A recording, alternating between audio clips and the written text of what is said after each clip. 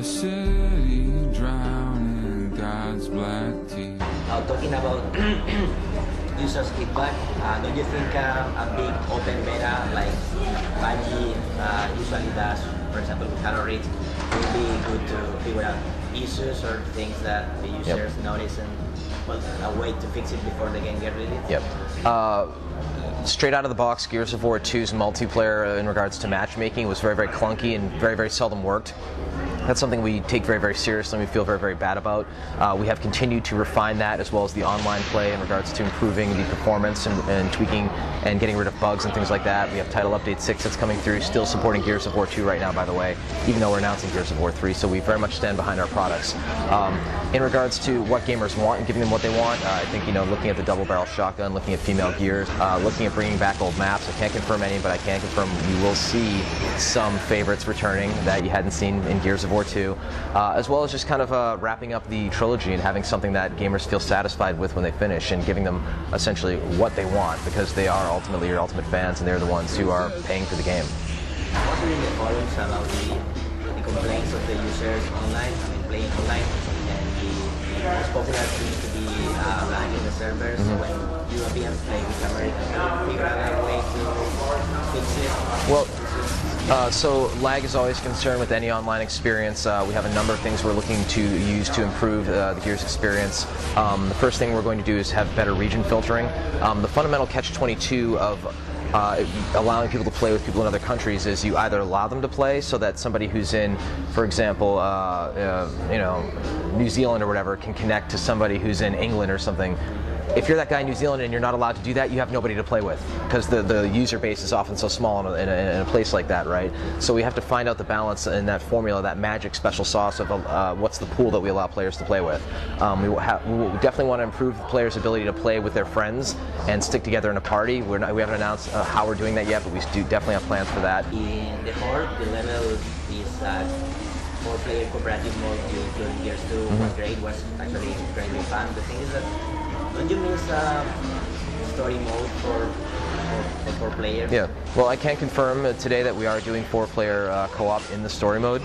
So, and with Gears, it's not the same as other games, because in Gears you're getting a story-based mode, whereas when you play Gears 1 and 2, player 1 is Marcus, player 2 is Dom. The only way to play as Dom in the campaign is to be player 2. That cascades down to players 3 and players 4. So if you want to play as Cole or Baird in the campaign, the only way you can do that is by playing 3 or 4 player co-op.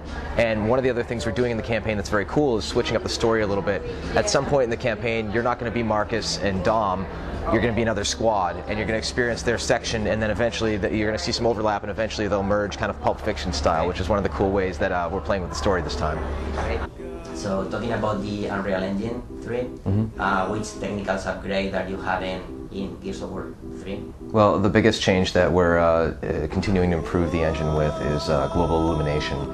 You can see the lighting in Gears 2 is good, but we felt like we could really bring it to the next level to have better balanced lights, to have kind of a better ambient light. And when you see the environments and you can see how the textures kind of pop and come to life, it really makes a huge difference. I mean, there's also all sorts of other things we're adding in to increase kind of the color depth in regards to allowing a better post-processing tweaking from the artists, better tools to improve the you know, the workflow for the artists, as well as continued optimizations to further squeak out more performance out of the 360.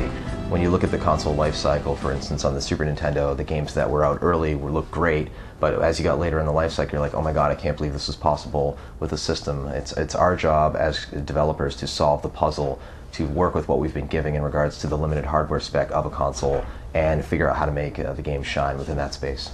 Do you think you can push the 360 hardware further? I assure you that when you see the real-time gameplay that we are doing in Gears of War 3, that it looks very, very great and looks even better than Gears 2 did. So yeah, we're pushing it. The game was announced for April 2011, if that's correct.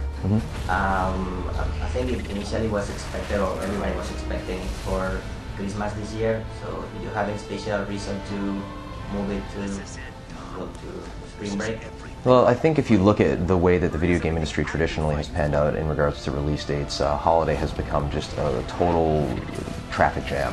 Everybody's trying to cram their games out, and it has taken a couple previous holidays of games that would have potentially done well that didn't match up to expectations because of the sheer congestion in that time space to force spring to be the new fall. So recently you saw, Mass Effect 2, for example, come out in spring and do very, very well, and suddenly the publishers are like, wait, you mean to tell me if we put out a game and we market it in spring, gamers will buy it? And yes, turns out that's the case. And so the beauty of this is that by moving the game out to April, we can have a little bit of extra time to polish the game, to have the ultimate conclusion to the trilogy that is the most fun, the best looking, and hands down the most polished Gears game released yet. This motto you had about Gears of War 2, bigger, better, and more badass, when you announced it, what would be the motto for Gears 3?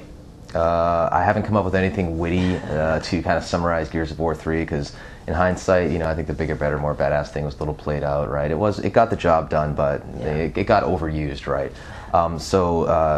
Like I said, this is going to be the most fun, the best told story in the Gears universe, the best looking, and the most refined Gears experience to date.